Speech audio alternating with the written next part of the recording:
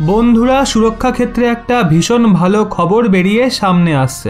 একসঙ্গে অনেকগুলো সুখবর আছে। চীনে এই খবর নিয়ে একরকম শোরগোল পড়ে গেছে।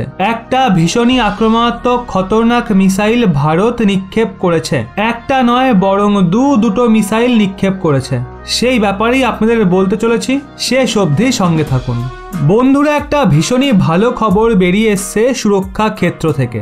ভারত একটা এমন মিসাইল নিক্ষেপ করেছে যার জন্য চীনে শোরগোল পড়ে যায়। আজ্ঞে হ্যাঁ বন্ধুরা, আপনাদের আরো বলছি এই মিসাইলের ব্যাপারে, কিন্তু তার আগে আপনাদের আরো একটা খবর দিতে চাই। ভীষণই গুরুত্বপূর্ণ খবর এটা। বন্ধুরা, যেমনটা আপনারা জানেন, রাশিয়ার রাষ্ট্রপতি পুতিন ভারতে এসেছিলেন।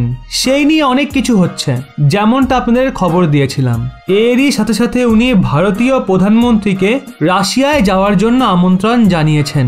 উনি বলেছেন ভারত একটা বিশ্বস্ত মিত্র দেশ রাশিয়ার, কিন্তু এছাড়া ভারতের সুরক্ষা ক্ষেত্র থেকে অনেক ভালো খবর বেরিয়েছে। আজ্ঞে হ্যাঁ বন্ধুরা, আসলে ভারত কাল দুটো পরীক্ষা করেছে। প্রথমটা তো VLSRSAM মানে ভার্টিক্যালি লঞ্চ SRSAM এর পরীক্ষা করেছে, আর দ্বিতীয়ত ভারত সবচেয়ে খতরনাক স্বদেশীভাবে বানানো নির্ভয়া ক্রুজ মিসাইলকেও নিক্ষেপ করেছে।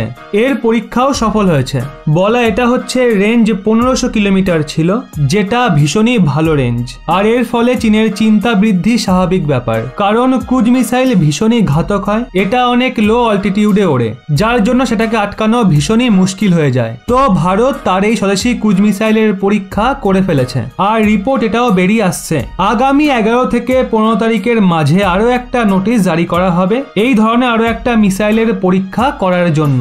এখন দেখার বিষয় এটাই, আগামী সময়ে কোন মিসাইলের পরীক্ষা করা হবে ভারতের তরফ থেকে।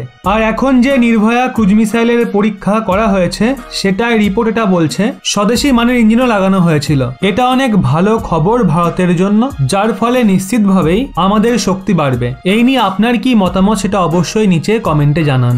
অপরদিকে বন্ধুরা, চীনের বিরুদ্ধে লড়তে পৃথিবীর বহু দেশ একজোট হয়েছে। চীনের আগ্রাসী মনোভাব যে দিন দিন বাড়ছে তা বলাই বাহুল্য, আর সেই কারণে একাধিক সমস্যায় পড়তে হচ্ছে পৃথিবীর বহু দেশকে।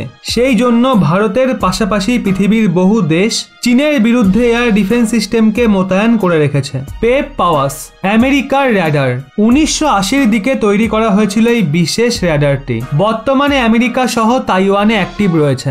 অনেকেই ধারণা যে এটা বেশ শক্তিশালী র্যাডার, তবে একটা কথা বলে রাখা ভালো, এই র্যাডার চীনের হাড় হিম করে দেওয়ার জন্য যথেষ্ট।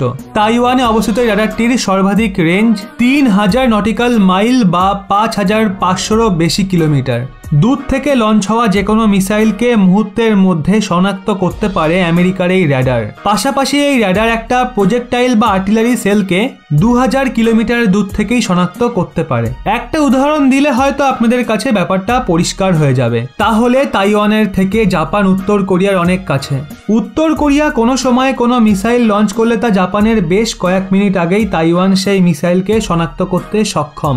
জাপানের এইজিস ডেয়ারও এই পেপ পাওয়াসের কাছে অনেক কম শক্তিশালী। আমেরিকার থেকে ক্রয় করা এই বিশেষ র্যাডারটি সরাসরি তাইওয়ানের অ্যান্টি ব্যালিস্টিক মিসাইল এবং এয়ার ডিফেন্স সিস্টেম যেমন PSC-3, TK-2 এবং TK-3-র মতো সিস্টেমকে তথ্য প্রদান করে। এটা অত্যন্ত হাই রেজলিউশন র্যাডার। এই র্যাডারই আমেরিকা তাদের দেশে প্রাথমিক র্যাডার হিসাবে মোতায়েন করে রেখেছে। তার মানে বুঝতেই পারছেন আমেরিকান টেকনোলজি কতটা দক্ষ।